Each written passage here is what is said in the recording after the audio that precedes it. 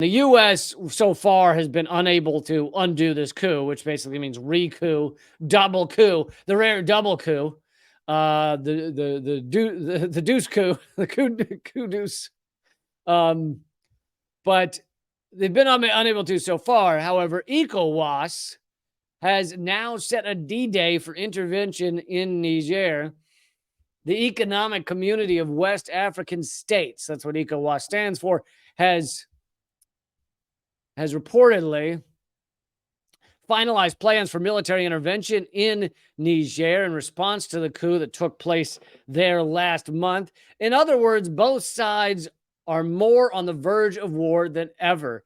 So there's this group of West African states that is still Western aligned, Western backed, that does whatever the West, mainly the US, but obviously France is a big player in this, whatever they want them to do.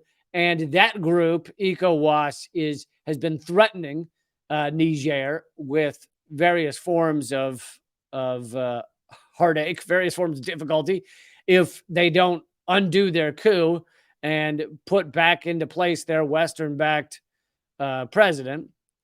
The latest move to establish a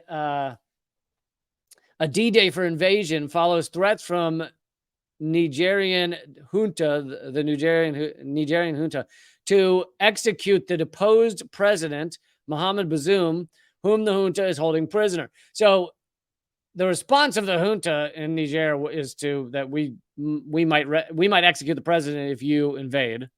The junta previously ignored a deadline set by ECOWAS to restore constitutional order in Niger by August 6th, but it now appears that the organization is determined to make good on its pledge to reverse the coup. Military intervention is hazardous at the best of times, and ECOWAS, and by the way, this is coming from Responsible Statecraft, which, although they are anti-interventionist in most things, they are not like a lefty magazine. So unlike the last article I read, which had some funny left-wing snark, this is a very middle of the road pro-American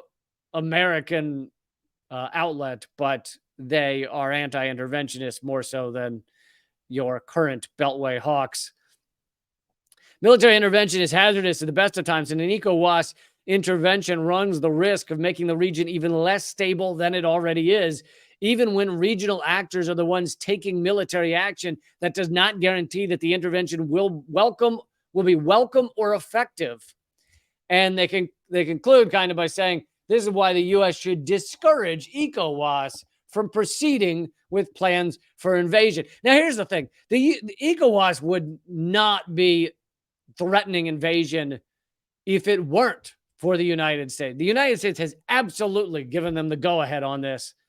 Now, maybe the U.S. would back away if they think the blowback could be too big, but ECOWAS would not be planning to use and to die in the efforts to undo the Nigerian coup if it weren't for the U.S. backing. I'm not saying the U.S. is going to send troops or anything.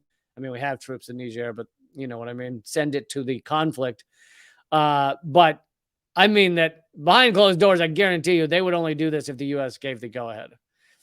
So the fact that they're saying they're going to do it could very well mean that they have the U.S. go-ahead for more war, which would be yet another war backed by the United States, facilitated by the United States, fostered by the United States, more death and destruction with the United States tentacles all over it.